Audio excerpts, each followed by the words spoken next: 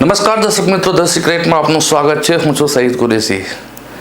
જ્યાં નાના ભૂલકા ભણવા જાય છે, રમે છે અને પોતાના જીવનમાં પ્રથમ પગલાં ભરે છે, એવી જગ્યા જો જીવલેણ બની જાય તો એના કરતાં મોટી બેદરકારી બીજું શું હોય। બનાસકાંઠાના ગાદળવાડા ગામની આંગણવાડી ભયજનક રીતે જર્જરિત સ્થિતિમાં છે। છત એટલી ખરાબ હાલતમાં છે કે ભારે વરસાદ આવે તો એ પાડી પણ શકે અને એમાં કોઈ ભૂલકાઓનો જીવ જોખમમાં આવી શકે। ગામજનો તાત્કાલિક ધ્યાન ખેંચી રહ્યા છે અને સ્પષ્ટ કહે છે કે અકસ્માત પછી પગલાં લેવાય એ દુઃખદ છે। અગાઉ ચેતવું જરૂરી છે। નાના બાળકોએ શિક્ષણ અને પોષણ માટે ગવર્મેન્ટ સંસ્થાઓમાં સુરક્ષિત વાતાવરણ મળવું એ તેમનો અધિકાર છે, ત્યારે તંત્ર તરફથી આવી હાલતવાળી આંગણવાડીની તાત્કાલિક મરામત કરાવી ગંભીર દુર્ઘટના થાય એ પહેલાં જવાબદારી નિભાવાય ને અનિવાર્ય છે। આજે જરૂરી છે કે તંત્ર ચેતે, માત્ર ઉઠેલી આંગળીઓ પછી નહીં પણ સમયસર પગલાં લઈ જીવ બચાવે।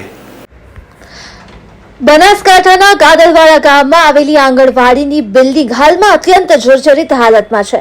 છત અને દિવાલો પરથી પાણી વહે છે અને જગ્યા જગ્યા પર ફૂગ લાગેલી છે। ફાટેલા પટ અને તૂટેલી દિવાલો વરસાદ દરમિયાન ગંભીર અકસ્માતનો ભય ઊભો કરે છે। તસવીર મુજબ છત પરથી પાણી ટપકતું હોય અને બ્લેક સ્પોટ્સ જોવા મળે છે, જે નિર્દોષ બાળકોના સ્વાસ્થ્ય માટે પણ ખતરારૂપ છે। પરેજા હસમુખભાઈ ગણેશભાઈ પરેજા, હું ગાદળવાડા પ્રાથમિક શાળાનો અધ્યક્ષ છું। અહીંયા અમારા ગાદળવાડા પ્રાથમિક શાળાના કમ્પાઉન્ડમાં ઓગણવાડી આવેલી છે। એ ઓગણવાડી બહુ જર્જરિત છે અને એને તાત્કાલિક ધોરણે કામ કરવામાં આવે એવી અમારી નમ્ર અરજ વિનંતી છે। મારી સાથે અમારા મહેશભાઈ પ્રજાપતિ એ પહેલાં સરપંચ તરીકે એમનું કામ કરેલું છે, બરાબર, અને અમારા એસએમસીના સભ્ય તરીકે અમારી સાથે છે।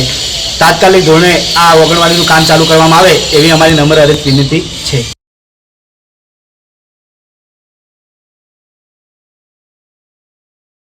ગામના નાગરિકોએ ચિંતાજનક સ્થિતિની જાણકારી આપતા જણાવ્યું કે અમે અમારા બાળકોને ભણવા મોકલીએ તો પણ તેઓ સુરક્ષિત રહેશે કે નહીં તેની ગેરંટી નથી। ચોમાસાની ઋતુ નજદીક હોવાને કારણે લોકોમાં ભયનો માહોલ છે।